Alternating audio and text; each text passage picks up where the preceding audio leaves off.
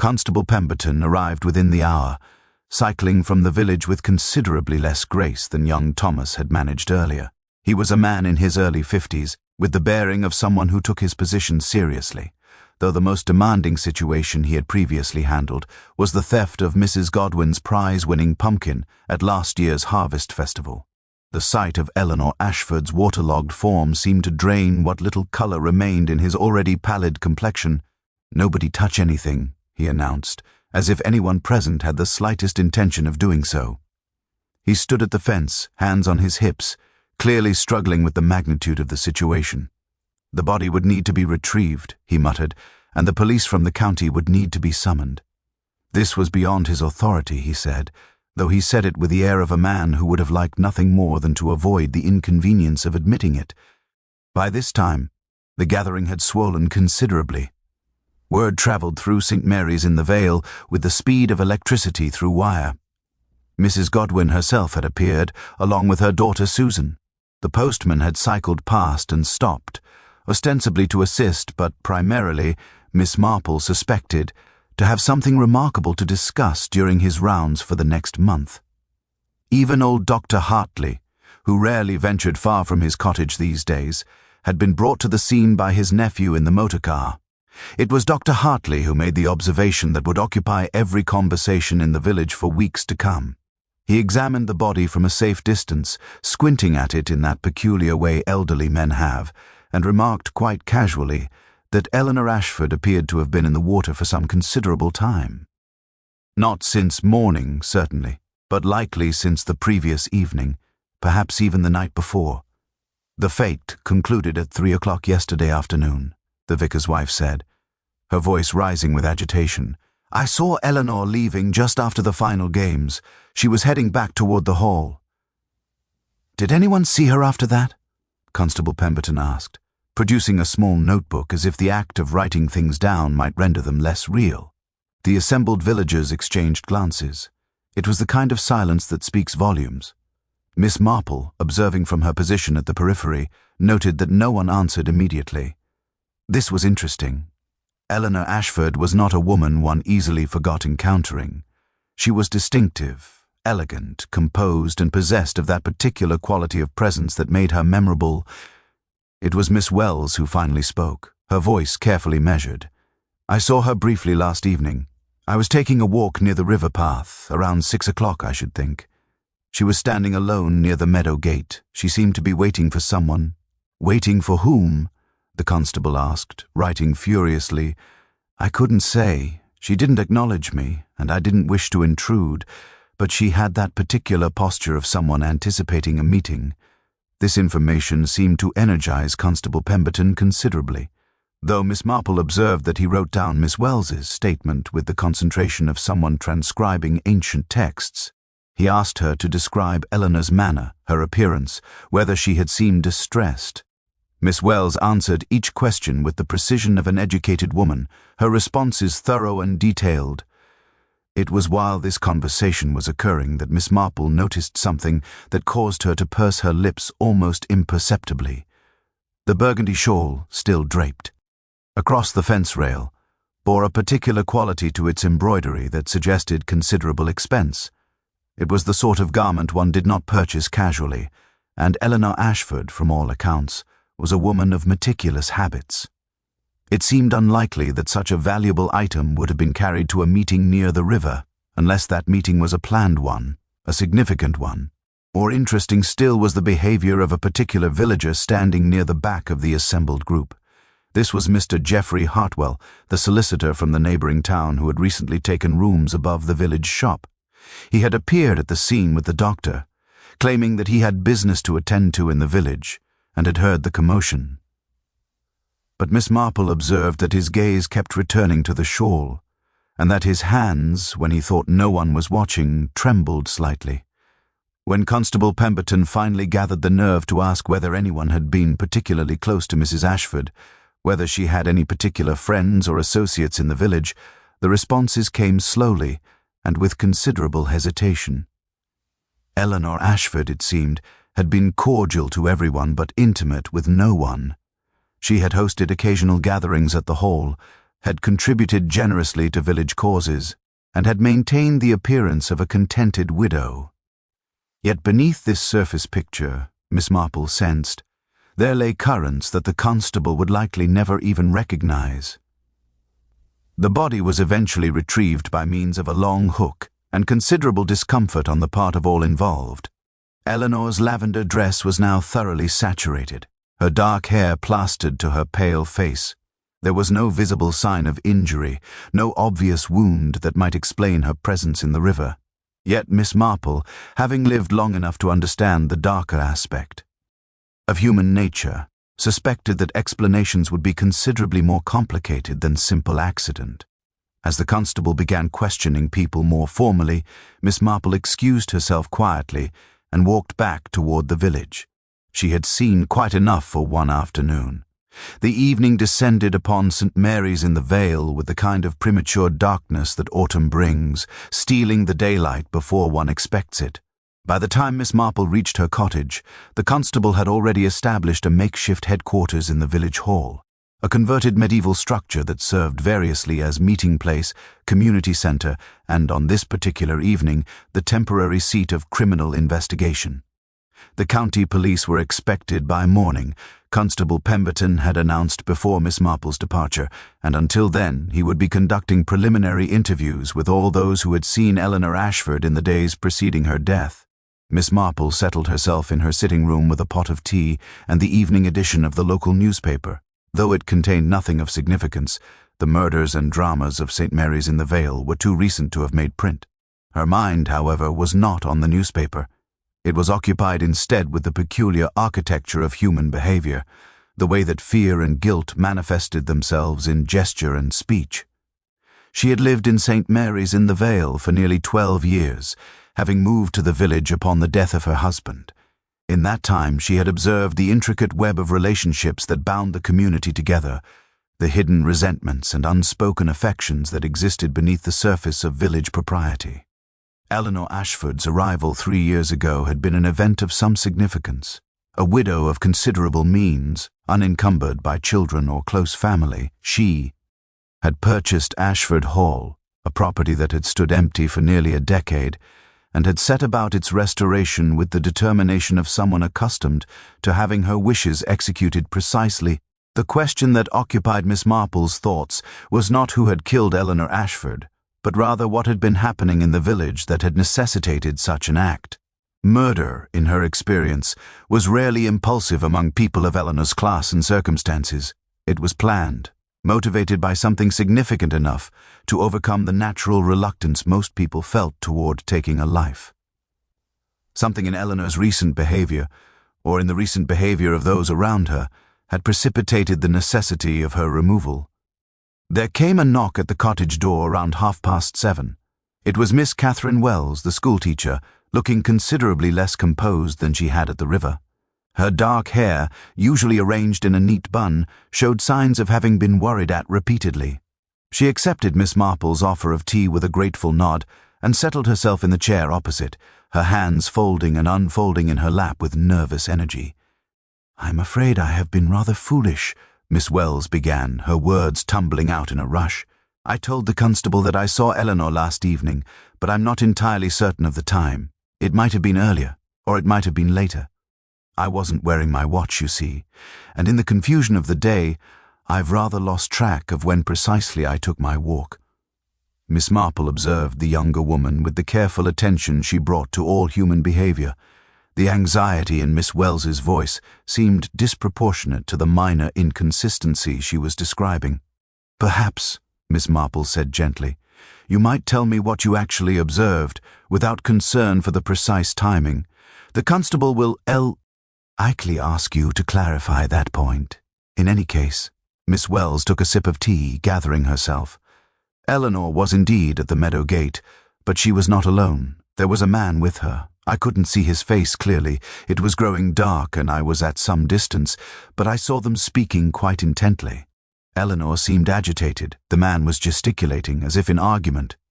"Did you recognize this man?" "No, I did not. But he was dressed in a suit of some quality, and he wore a hat.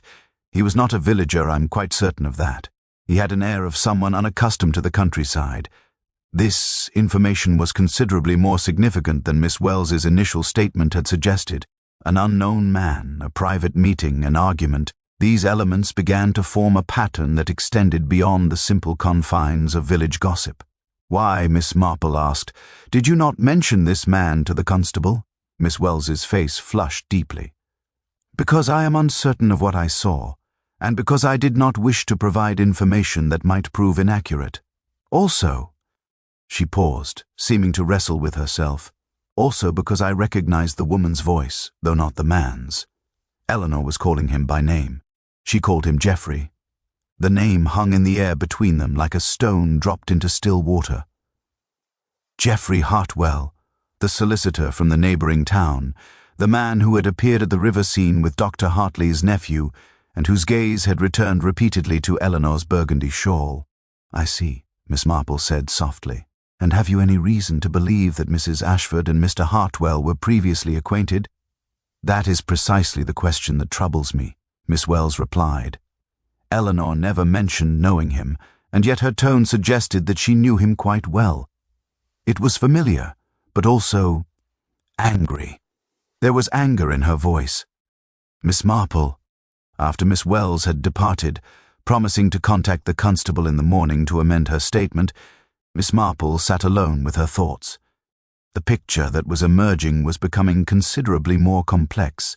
An unknown solicitor, a secret meeting, Eleanor's apparent distress.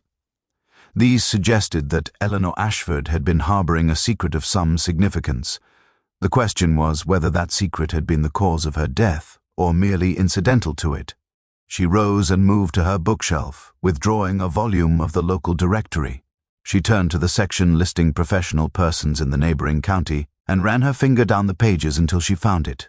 Hartwell G., solicitor, Market Street, Ashworth. Below this was an address and a telephone number. Miss Marple returned to her chair and knitted steadily until the clock struck 10. Then, satisfied that the evening had progressed sufficiently, she prepared herself for bed, her mind already working through the implications of what she had learned. The morning brought with it the arrival of Detective Inspector Charles Thornton, a lean man in his early 60s, with the precise manner of someone who had spent decades untangling the knotted threads of human crime. He came accompanied by a sergeant and a photographer, and he established himself in the village hall with the efficiency of a general taking command of a disputed territory. By 9 o'clock, he had already reviewed Constable Pemberton's preliminary notes, interviewed the constable himself, and sent word that he wished to speak with everyone who had been present at the river the previous afternoon. Miss Marple was not surprised when a young constable arrived at her cottage door requesting her presence at the hall. She had anticipated this, had in fact prepared herself mentally for the interview. She dressed with her custom, airy care, selecting a lavender dress that conveyed both respectability and the harmlessness of advanced age, and made her way to the village hall with steady, deliberate steps. Detective Inspector Thornton rose when she entered his temporary office, a courtesy that suggested either genuine respect for age or, more likely, an understanding that such small courtesies could prove invaluable when dealing with elderly women who often possessed remarkable powers of observation. He offered her tea, which she declined, and settled himself across from her with a notepad resting on his knee. "I understand you were present at the discovery of Mrs. Ashford's body," he began, his tone pleasant but his eyes sharp with the kind of intelligence that missed nothing. "I was indeed," Miss Marple replied, "though I arrived somewhat late in the proceedings. The vicar and his wife had already discovered the body by the time I reached the meadow." "You live near the river, then?" "My cottage adjoins the meadow path. I walk there regularly for the sake of my health. When I observed several villagers hurrying in that direction, I confess I became curious." Thornton made a note. "And what did you observe when you arrived?" Miss Marple proceeded to describe the scene with careful precision, the position of the body, the appearance of the shawl, the expressions on the faces of those assembled. She did not offer commentary or theory, merely facts. Thornton listened with the patience of a man accustomed to extracting information from reluctant or verbose witnesses. When she had finished, he sat back slightly. "You have a remarkable memory for detail, Miss Marple. I have lived a long time and have found that careful observation often proves more valuable than assumption. Quite so. Did you observe anything unusual in the behavior of any of those present? Any reaction that struck you as noteworthy? This was the moment at which Miss Marple chose her words with considerable care. She could mention Mr. Hartwell's trembling hands, the satisfaction she had glimpsed in his expression. She could report what Miss Wells had told her regarding the mysterious man at the meadow gate. But to do so would be to direct the investigation in a specific direction, and Miss Marple had learned that premature guidance of official inquiries often resulted in oversimplified conclusions. Better to allow the detective inspector to conduct his own observations first. Everyone appeared shocked, she said finally, though shock manifests itself in different ways. Some wept, some became angry, and some simply seemed numbed by the event.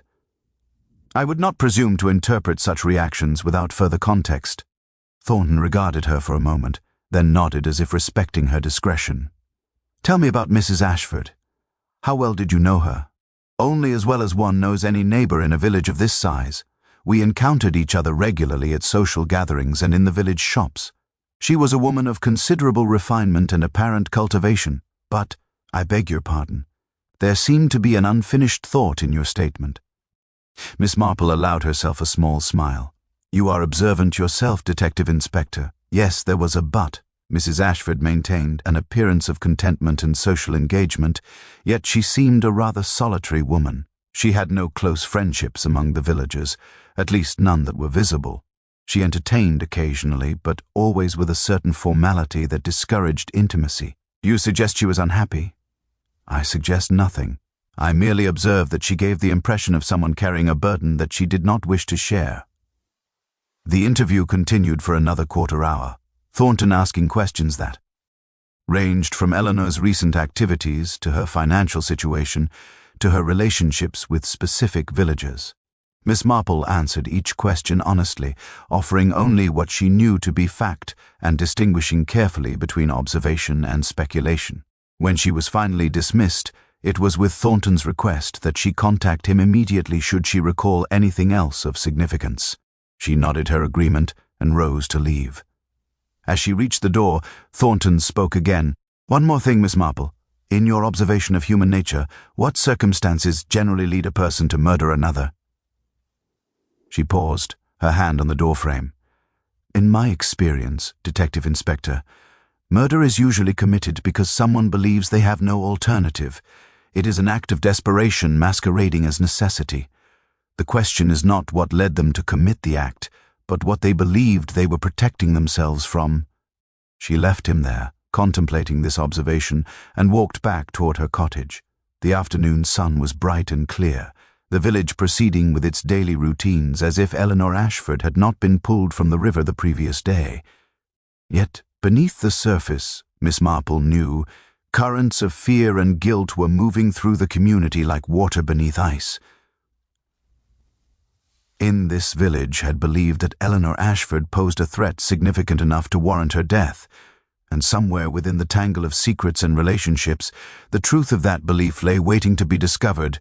By the afternoon of the second day, following Eleanor Ashford's discovery, the village had begun to organize itself around the investigation with the efficiency of a community determined to return to normalcy as quickly as possible.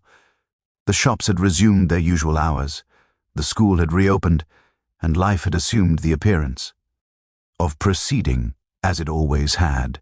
Yet beneath this facade of routine, the village seethed with speculation and suspicion. Every conversation seemed to circle back to the question of who had killed Eleanor, and with each retelling, the theories became more elaborate and less grounded in fact. Miss Marple observed this phenomenon from her usual position in her garden, where she worked steadily on her knitting while monitoring the comings and goings of the village. It was a technique she had perfected over many years, appearing to be absorbed in her needlework while actually directing the full force of her attention toward the human drama unfolding around her. This afternoon, her observation was rewarded by the arrival of Mrs. Godwin, who pushed open the garden gate with the air of a woman on a mission of considerable importance. Mrs. Godwin was the village's unofficial repository of information, a widow of some 70 years, who had lived in St. Mary's in the Vale her entire life and considered it her duty to remain informed about the affairs of every resident. She settled herself in the offered chair with a cup of tea and began immediately without preamble. "That solicitor fellow, Geoffrey Hartwell, has been arrested," she announced, her voice laden with the satisfaction of one imparting significant news. Detective Inspector Thornton questioned him this morning in connection with Eleanor's death. Apparently they've found letters. Miss Marple's needles paused for only the briefest moment before resuming their steady rhythm. Letters? Love letters. Or so I've heard from the postman's wife, who heard it from Dr. Hartley's housekeeper. Hartwell and Eleanor were having an affair.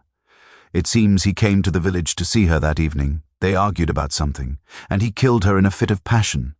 The shawl was hers, and he used it to do the deed as I. Were. The theory was plausible on its surface. It contained all the elements that the village mind found satisfying: passion, betrayal, and a clear resolution. Yet Miss Marple found herself disturbed by something in Mrs. Godwin's narrative. An affair, yes, that was certainly possible. Geoffrey Hartwell was an attractive man, and Eleanor Ashford had been a widow living alone. But the shawl bothered her. It bothered her very much indeed. "Has Mr. Hartwell confessed?" Miss Marple asked. "Not yet, but the detective inspector seems confident. They've sent word to the local magistrate, and there's talk of charges being filed by tomorrow." After Mrs. Godwin had departed, satisfied with having discharged her duty to keep Miss Marple informed, Miss Marple sat alone in her garden as the afternoon light began its descent toward evening. The theory that Geoffrey Hartwell had murdered Eleanor in a passionate rage did not align with what she had observed of his behavior at the river. A man who had recently committed a crime under such circumstances would be marked by the experience. His hands would tremble. Yes, they had trembled, but there would be other signs as well. There would be a certain quality of shock, a disorientation that came from having stepped across a line that separated civilized life from chaos. What Miss Marple had observed in Geoffrey Hartwell's expression, beneath the trembling and the shock, was something else entirely. It was fear, certainly, but also a peculiar quality of resignation, as if he had been expecting something terrible and it had finally arrived. She rose and made her way into her cottage, where she settled at a small writing desk. From a drawer she withdrew the local directory she had consulted the previous evening and copied down the address and telephone number for Geoffrey Hartwell's law office. Then, with the careful deliberation of a man who had learned that certain inquiries must be conducted with discretion, she composed a letter. The letter was addressed to an old friend, a woman of her own age who had moved to London many years ago and maintained connections with various official and quasi-official channels of information. Miss Marple requested, in the most delicate terms, any information that might be available regarding Geoffrey Hartwell's background, his professional history, and any matters of a personal nature that might have brought him to the attention of the authorities. She sealed the letter and marked it for immediate posting, then returned to her garden as the evening began to settle over the village. The arrest of Geoffrey Hartwell would satisfy the village's desire for resolution, and it would relieve the constable's anxiety about the case. Yet, Miss Marple remained unconvinced that justice and truth were the same thing in this instance. As darkness fell, she reflected on the nature of appearances and reality. Eleanor Ashford had appeared to be a contented widow, yet she had harbored a passionate secret. Geoffrey Hartwell appeared to be the logical suspect, yet something about his demeanor suggested that he was not the architect of Eleanor's death, but rather a participant in a drama whose true author remained hidden. The question that occupied Miss Marple's mind as she prepared for bed was not whether the police had found the right suspect, but rather whether they had found the right crime. The third day following Eleanor Ashford's death brought with it a development that altered the entire trajectory of the investigation. Geoffrey Hartwell had indeed been taken into custody, but he had not confessed to the murder. Instead, he had exercised his right to legal counsel and had remained silent during questioning, a fact that frustrated Detective Inspector Thornton considerably. The say, which had appeared to be progressing toward a swift resolution, had suddenly become complicated, by Hartwell's refusal to confirm what the evidence seemed to suggest. It was this complication that led Thornton to expand the scope of his inquiries beyond the obvious suspect. He began to examine Eleanor Ashford's financial records, her correspondence, and the circumstances of her life with considerably more thoroughness than he had initially employed. What he discovered prompted him to summon both Miss Wells and Miss Marple for additional interviews. Miss Marple received her summons on the afternoon of the third day, delivered by a young constable who seemed somewhat embarrassed by the request. She dressed herself with the same careful attention she had applied to a previous interview and made her way to the village hall, where she found Detective Inspector Thornton looking considerably less composed than he had during their first meeting. There was a quality of frustration about him, the expression of a man confronted with evidence that refused to arrange itself into the neat narrative he had constructed. "Miss Marple," he began without preamble, "I find myself in need of your particular perspective on a matter. You have lived in this village for some years, and you possess, as I have come to understand, an unusual capacity for perceiving the nuances of human behavior." "You are kind to say so," Miss Marple replied, settling herself in the chair opposite him. "I have been examining Mrs. Ashford's financial records," Thornton continued. "What I have discovered is rather puzzling. Over the past 2 years, substantial sums of money, we are speaking of hundreds of pounds, have been transferred from her accounts to various recipients. Some of these payments are clearly legitimate charitable donations, household expenses, investments, but others are less easily explained. There are monthly payments to an individual in London, payments that have all the characteristics of blackmail." Miss Marple's expression did not change, but her interest was immediately engaged. This revelation suggested that Eleanor Ashford had been vulnerable in ways that were not immediately apparent. "Do you know the identity of this individual? We are still making inquiries. However, what is interesting is that these payments began approximately 3 years ago, shortly after Mrs. Ashford moved to the village. Someone in this village, or someone connected to this village, knew something about Eleanor Ashford that gave them leverage over her. The question is whether that person is Geoffrey Hartwell. And what does Mr. Hartwell say regarding these payments? That is the difficulty. Mr. Hartwell claims ignorance of any blackmail scheme. He admits to having had a personal relationship with Mrs. Ashford. He admits to having met her on the evening in question, but he denies any knowledge of payments or threats. Furthermore, he claims that their meeting that evening was initiated by Mrs. Ashford, who wished to discuss a matter of considerable importance to her.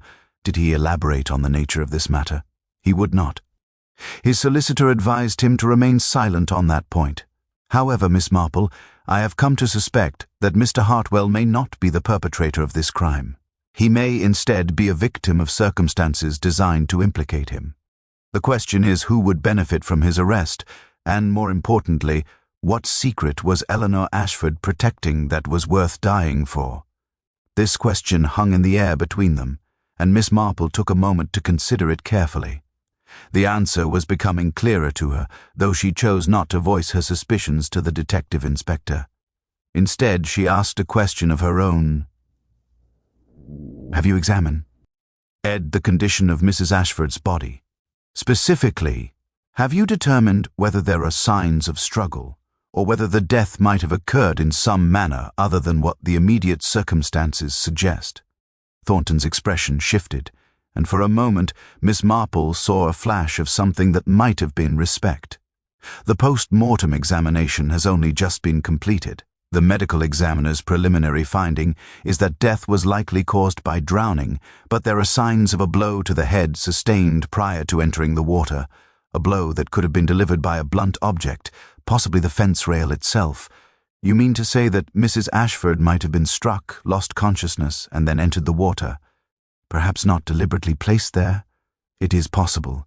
It is also possible that the blow was delivered while she was already in the water, that it was meant to ensure her death rather than cause it initially. The sequence of events remains unclear. After the interview concluded, Miss Marple walked slowly back toward her cottage, her mind occupied with the emerging picture of Eleanor Ashford's final hours. A woman carrying a significant secret, meeting with a man she had apparently been intimate with, discussing something of consequence to her. And then, either by accident or by design, Eleanor found herself in the river, struck upon the head and left to die. The question that preoccupied Miss Marple was not who had delivered the blow, but rather who had known enough about Eleanor's situation to stage it as an accident or a crime of passion. Someone in this village possessed detailed knowledge of Eleanor's affairs and her vulnerabilities.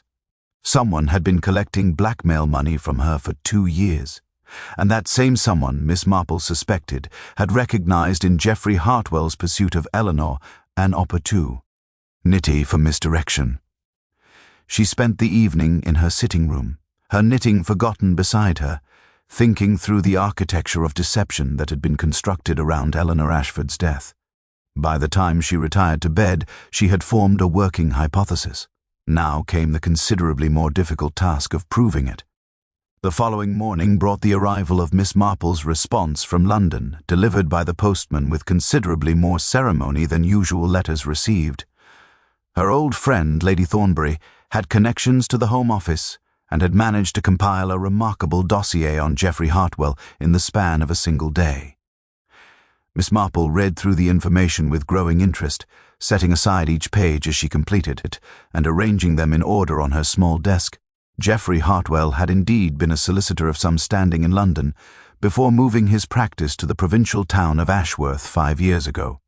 His professional reputation was impeccable, his practice respectable if unspectacular. But what interested Miss Marple was contained in the final paragraph of Lady Thornbury's letter. Hartwell had been married once, briefly, to a woman named Margaret Ellis. The marriage had lasted only 2 years before ending in divorce, which was itself a matter of considerable scandal in that era. Margaret Ellis, according to the available records, had subsequently married a clergyman and moved to a village in the West Country. Miss Marple set down the letter and allowed herself a moment of contemplation. The name Margaret Ellis meant nothing to her, but the connection to a clergyman in a village was suggestive. She rose and made her way to her bookshelf, where she kept the various directories and almanacs that every village contained. She consulted the clerical records and found what she had suspected she might find. Reverend Edmund Wells, vicar of St. Mary's in the Vale, had married Margaret Ellis some 18 years prior. The vicar's wife. Miss Marple sat down slowly, the pieces of the puzzle beginning to arrange themselves into a coherent pattern. Margaret Wells had been married to Geoffrey Hartwell before marrying the vicar. She had been present at the river when Eleanor's body was discovered, and she had been genuinely shocked, or had she? Miss Marple recalled the specific quality of Margaret's distress that afternoon. It had been present, certainly, but it had been overlaid with something else. Concern, perhaps, or fear. The question that now occupied Miss Marple's mind was what connection existed between Margaret Wells and Eleanor Ashford. How had Eleanor come to know Geoffrey Hartwell well enough to conduct an affair with him? More importantly, what secret about Eleanor had Margaret Wells been blackmailing her for these past 2 years?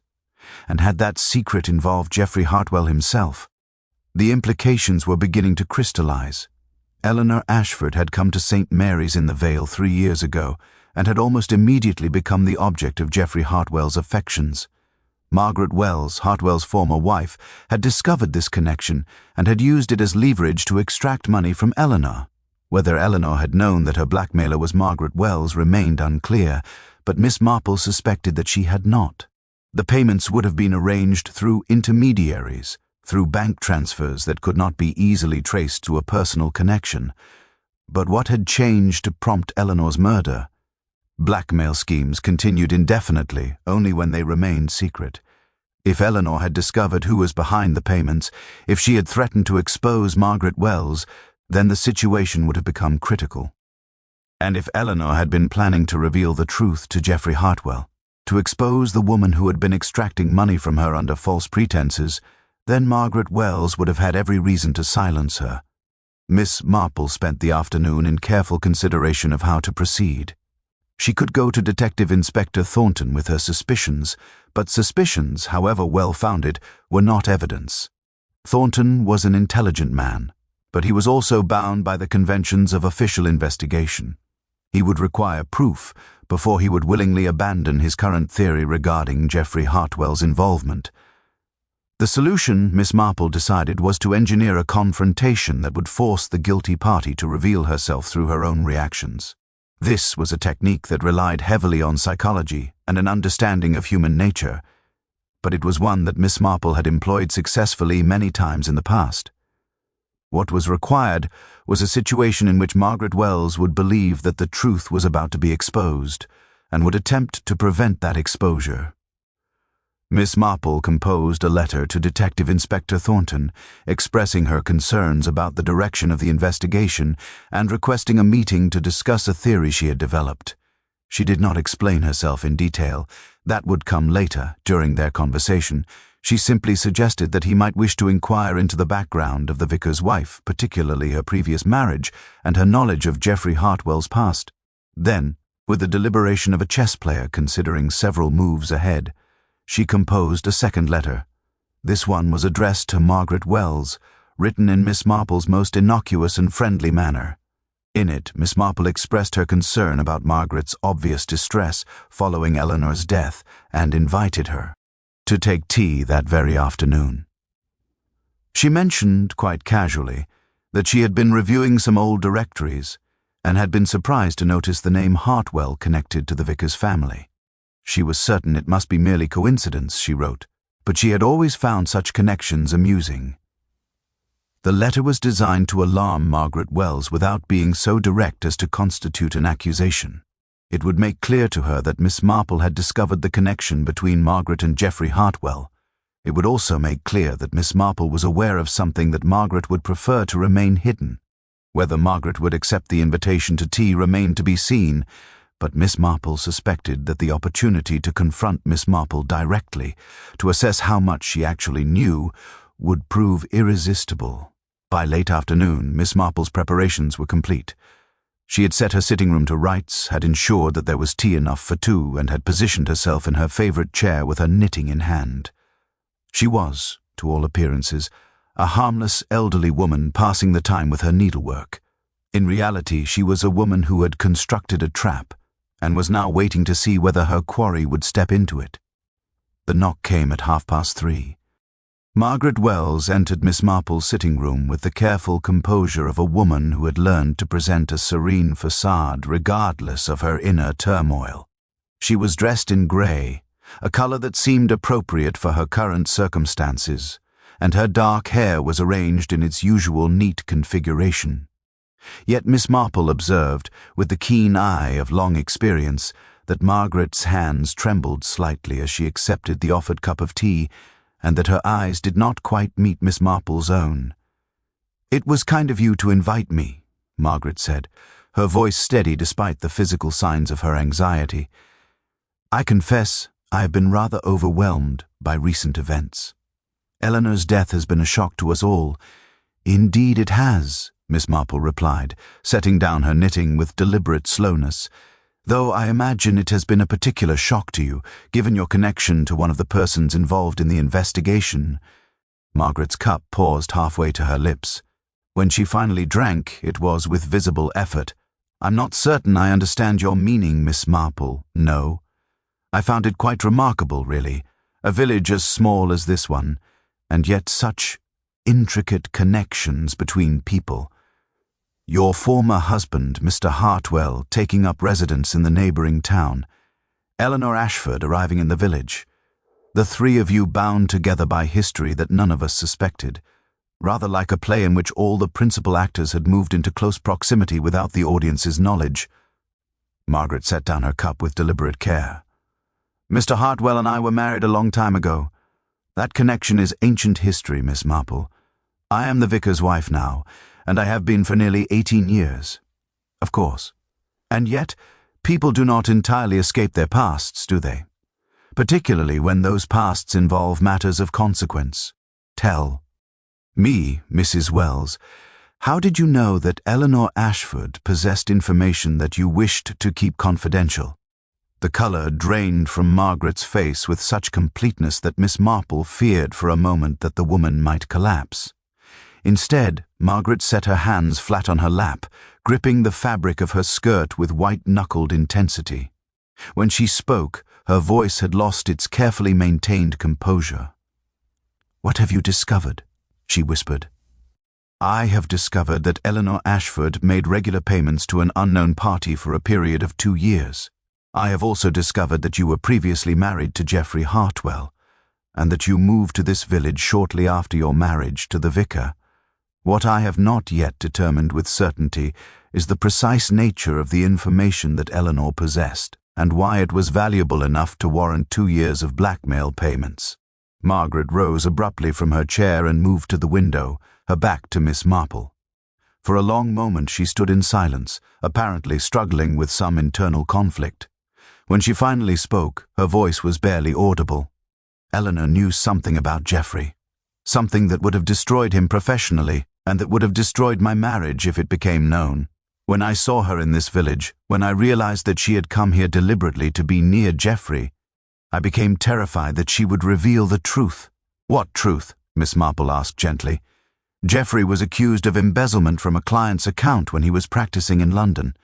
The accusation was false, he was innocent, but the scandal was such that he was forced to abandon his practice and move away. The client ultimately withdrew the charges when it became clear that the actual embezzler was someone else entirely. But by then the damage to Geoffrey's reputation was done. Eleanor was the client's daughter. She had been the one who initially made the accusation, believing it to be true. When Geoffrey and I divorced, she discovered that the accusation had been false, that she had destroyed an innocent man's career, and the guilt consumed her." Miss Marple listened to this explanation with careful attention, noting the particular quality of Margaret's distress. There was guilt in her voice, certainly, but also something else. A quality of rehearsed narrative, as if these words had been prepared in advance, polished and refined for presentation. "And so," Miss Marple said slowly, "when Eleanor came to St. Mary's in the Vale, you realized that she might make amends to Geoffrey, that she might attempt to repair the damage she had caused. You feared that this reconciliation would threaten your marriage." "Yes," Margaret whispered. "I was afraid enough to blackmail her, to extract money from her month after month, using the threat of revelation as your leverage." Margaret turned from the window, and there was something in her expression that suggested a breaking point had been reached. Yes, I did it. I threatened to tell my husband about her history with Geoffrey, about the false accusation she had made. I knew that if Edmund discovered Eleanor's guilt in the matter, he would be sympathetic to Geoffrey. They would become friends, allies even. Eleanor would be able to explain herself, to apologize. Everything I had constructed would collapse, and when Eleanor decided that she could no longer tolerate being blackmailed, when she determined to confess the truth to your husband and to Geoffrey, and to face the consequences of her past actions.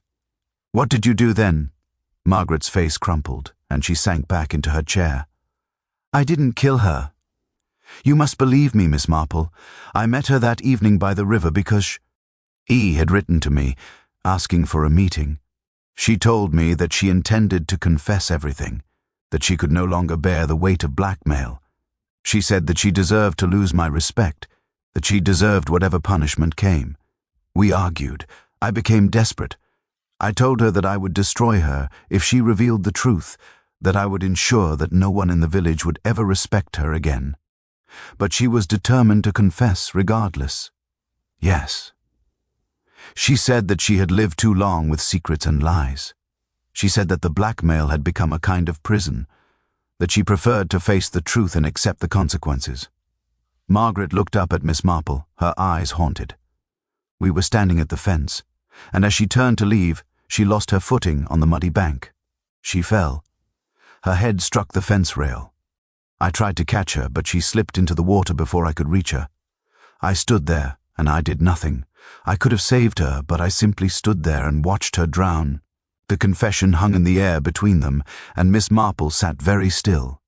It was then that she heard the sound she had been expecting, the approach of Detective Inspector Thornton's motor car, which had been waiting just beyond the village, summoned by the letter she had sent that morning. Detective Inspector Thornton arrived at Miss Marple's cottage with the methodical precision of a man who had received explicit instructions regarding what he would find there. He came alone, having left his sergeant at the village hall, and he moved with the careful discretion of someone aware that he was witnessing a moment of considerable delicacy. Miss Marple had left the front door unlocked, as instructed in her letter, and Thornton entered without ceremony to find Margaret Wells seated in the sitting room, her face bearing the peculiar emptiness of someone who finally released a burden too heavy to carry any longer.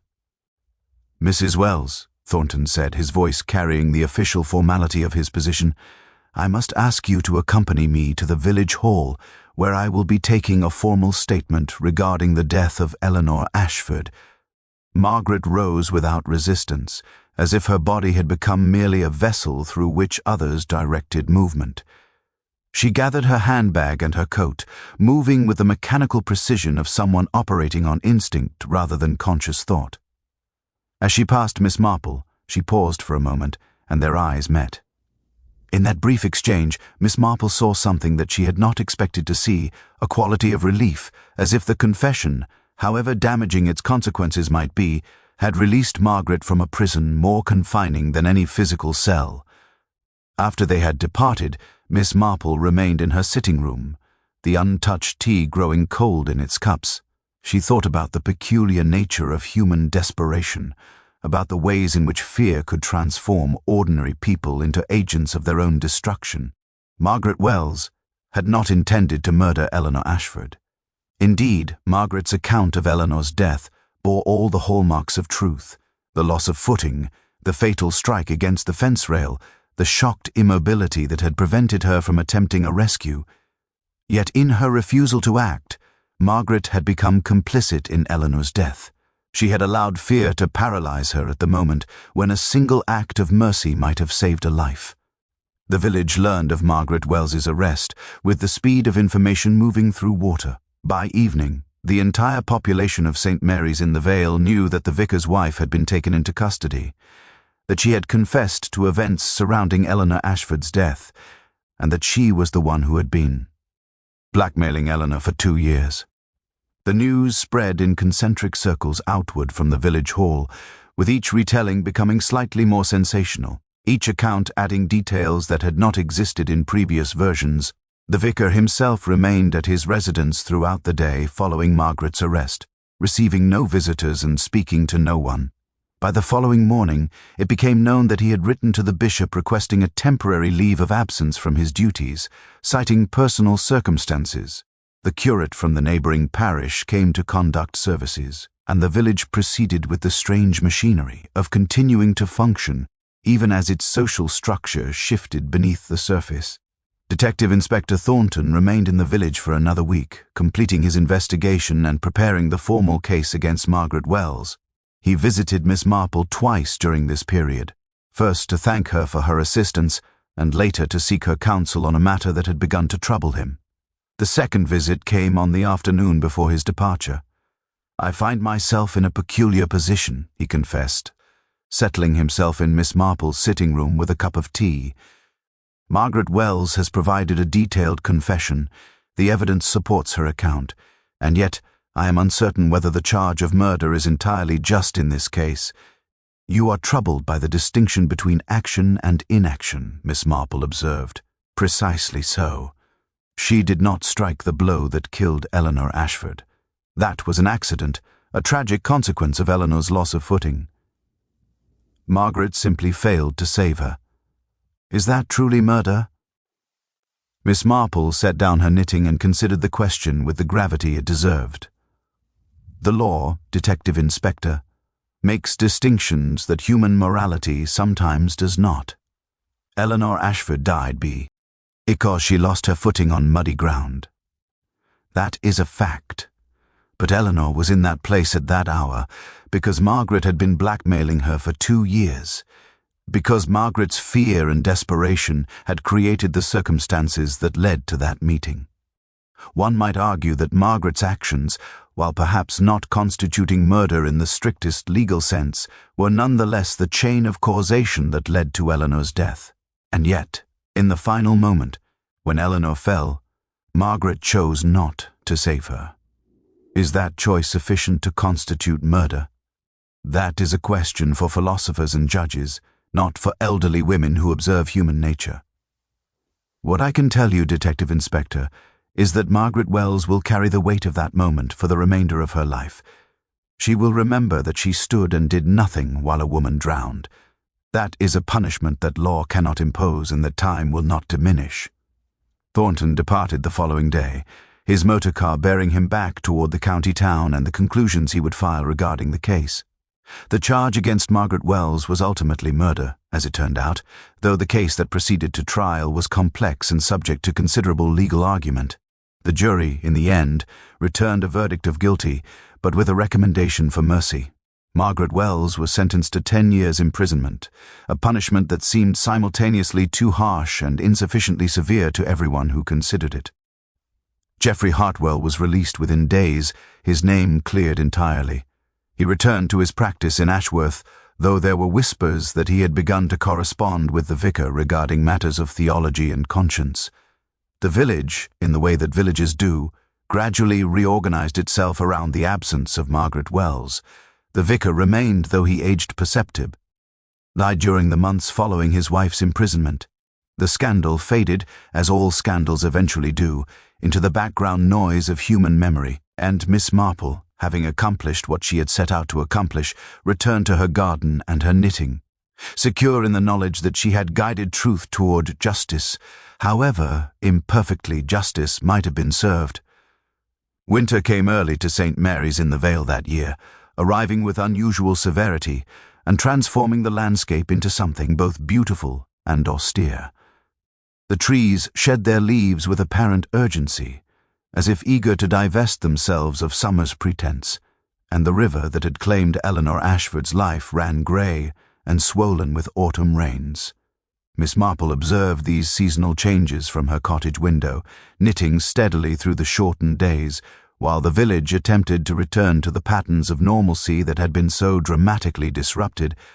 The trial of Margaret Wells concluded in late November, and with it came a certain sense of closure, though closure, Miss Marple reflected, was perhaps an inadequate word for the complex mixture of relief, satisfaction, and lingering unease that pervaded the community. The truth had been established. Justice, in the formal sense, had been served, and yet the village bore the scars of the revelation that one of its own had been capable of such actions, or rather, capable of such inaction, at a moment when action might have prevented tragedy. It was in the aftermath of this trial that Miss Marple received an unexpected visitor. The young man who appeared at her gate one grey afternoon in early December bore a striking resemblance to Geoffrey Hartwell, though his features possessed a softer quality, less marked by the weight of past tragedy. He introduced himself as Richard Hartwell, Geoffrey's son, and asked if he might speak with Miss Marple regarding the recent events. They settled in her sitting room, and Richard explained that his father had asked him to convey a message of gratitude. Geoffrey Hartwell, it seemed, was not a man inclined to emotional displays or elaborate expressions of thanks, but he had wished his son to understand the significance of what Miss Marple had accomplished. The blackmail had been destroying him, Richard explained, not the financial aspect of it, which was trivial compared to his means, but rather the knowledge that Eleanor Ashford's guilt regarding the false accusation had been eating away at her conscience, transforming her into someone she had not wished to be. "My father wanted to help her," Richard said, his young voice carrying a note of sadness. He had long ago forgiven her for the accusation she had made. He had even attempted to reach out to her when she first arrived in the village, but she refused to see him. She seemed to believe that her guilt was irredeemable, that there could be no reconciliation between them. The blackmail, in a way, was perhaps what Eleanor wanted. It was penance, a form of suffering that she felt she deserved. Miss Marple listened to this explanation with the careful attention she brought to all human revelation. "Does your father believe that Margaret Wells acted with deliberate malice when Eleanor fell?" "He is uncertain," Richard replied. "He visited Margaret Wells in prison before she was transferred to the county facility. He spoke with her for over an hour. When he emerged from that visit, he told me that he could not determine whether Margaret had been unable to save Eleanor or simply unwilling to do so. He said that the distinction might not matter to the law, but that it mattered greatly to understanding what had occurred." After Richard Hartwell had departed, Miss Marple remained in her sitting room as the after. Rune light faded into premature evening. She thought about the nature of guilt and redemption, about the ways in which people constructed narratives to explain their own behavior. Eleanor Ashford had carried guilt for years, had allowed that guilt to transform her into a victim of blackmail. Margaret Wells had carried fear for nearly 2 decades, had allowed that fear to metastasize into an act of blackmail that was itself a form of violence. Both women, in their different ways, had been imprisoned by the past. Eleanor had been imprisoned by her guilt, Margaret by her fear. And when they had finally met at the Riverside on that fateful evening, when Eleanor had finally decided to break free from her imprisonment by confessing her past misdeeds and accepting their consequences, Margaret had been unable to do the same. Instead, she had stood by and watched Eleanor drown, thereby ensuring her own imprisonment in a cell of stone and iron. The vicar, meanwhile, had discovered that his marriage had been constructed upon foundations of deception and fear. He continued his duties in the parish, conducting services with the mechanical precision of a man operating on habit rather than faith. Miss Marple observed him occasionally at the market or in the village shop, and she noted that he had acquired a quality of distance, as if his physical body remained in St. Mary's in the Vale, while his consciousness had departed for some other realm entirely. Young Thomas Wickham, the gardener's boy who had discovered Eleanor's body, had left the village within a month of the trial's conclusion, seeking employment in the neighboring county. Word came back that he had been troubled by nightmares, by the persistent image of Eleanor's waterlogged form floating in the river. The discovery of death, Miss Marple reflected, was a kind of burden that young people should not be forced to carry. It aged them prematurely, marked them with an understanding of human fragility that most people did not acquire until much later in life. Miss Catherine Wells, the schoolteacher, had been shaken by the revelation that the vicar's wife was guilty of blackmail and complicit in Eleanor's death. Yet she had also been liberated in a way. She no longer attended social gatherings at the vicarage, and her social interactions with Margaret Wells's circle had ceased entirely. She had become, in a sense, an outsider in a community she had lived in for 5 years. Miss Marple had invited her to tea on several occasions, and they had developed a friendship based on mutual understanding and a shared appreciation for literature and human nature. As December deepened and Christmas approached, Miss Marple reflected on the events that had transpired since Eleanor Ashford's body had been pulled from the river. A murder had been solved, though it was a murder that existed in a peculiar liminal space between accident and deliberate act. A blackmailer had been caught and imprisoned. A marriage had been destroyed.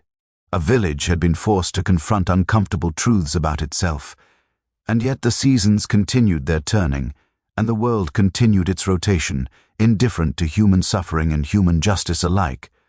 Christmas in St. Mary's in the Vale arrived with a peculiar quality of restraint, as if the village itself had determined that excessive celebration would be unseemly given the recent tragedy and its aftermath.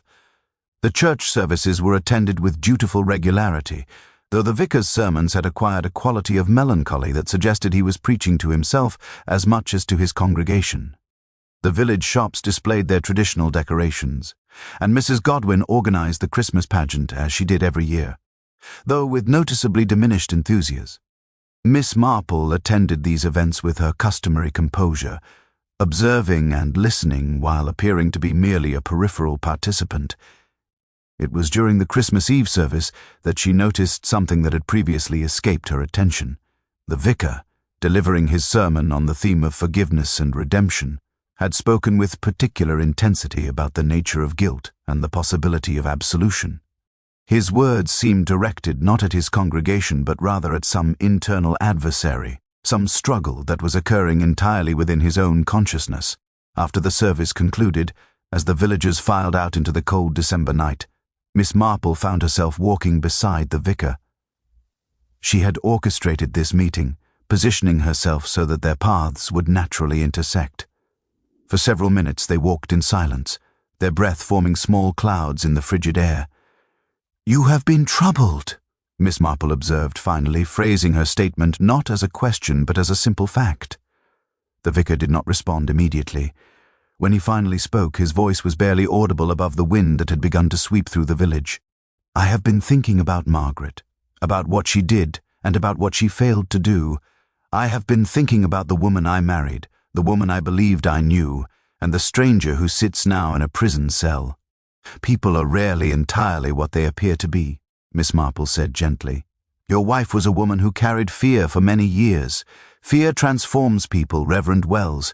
It makes them capable of actions that their better nature would ordinarily prevent them from committing, but she stood by and allowed a woman to drown.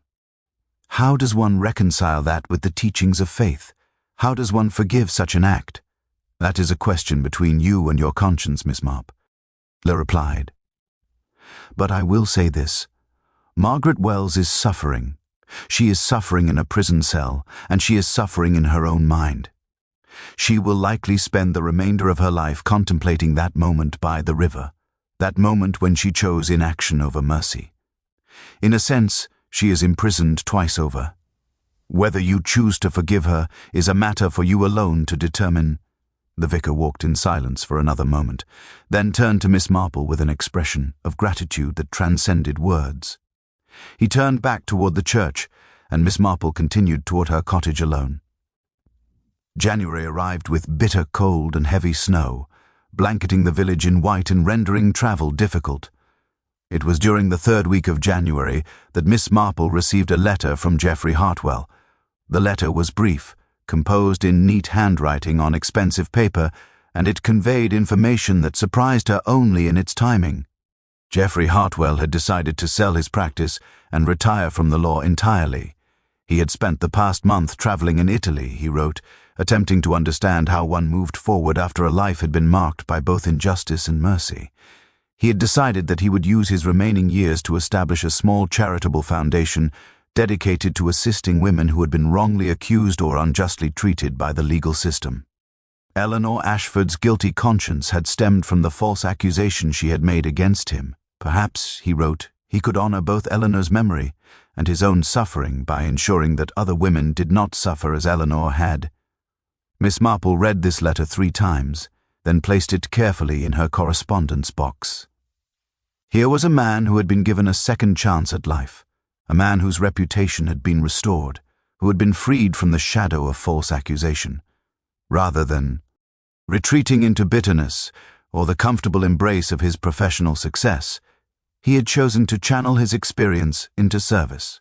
It was, Miss Marple reflected, one of the more hopeful conclusions to emerge from the tragic events of the autumn. As winter deepened and the new year progressed, the village gradually returned to its customary patterns. The vicar continued his duties, though he had aged noticeably in the months following Margaret's imprisonment.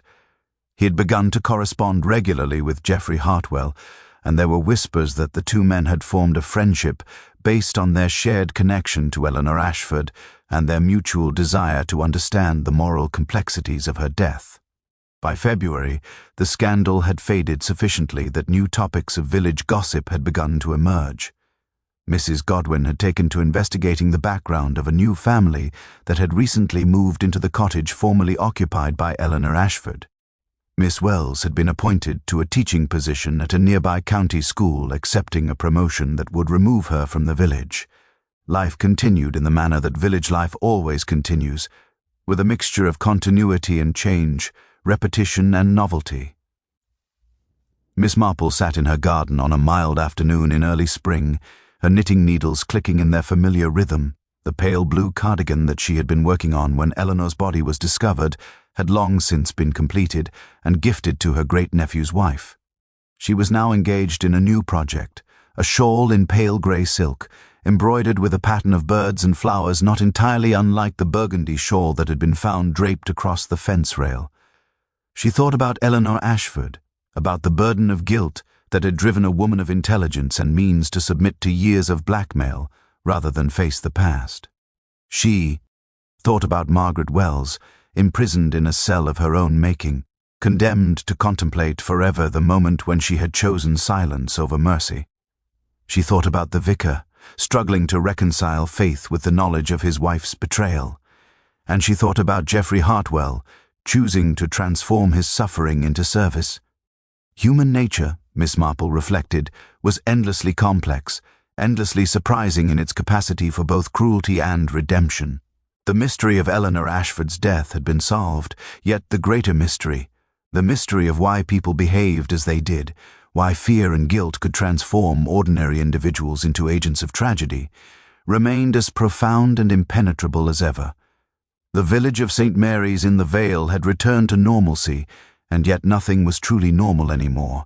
The murder had altered something fundamental in the community's understanding of itself, had revealed truths that could not be unknown.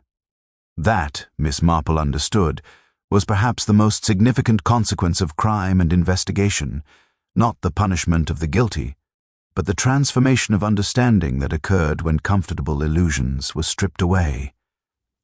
She set down her knitting as the evening began its descent, satisfied with her day's work, and made her way indoors to prepare her supper. Tomorrow would bring new observations, new mysteries, new opportunities to understand the infinite variations of human nature.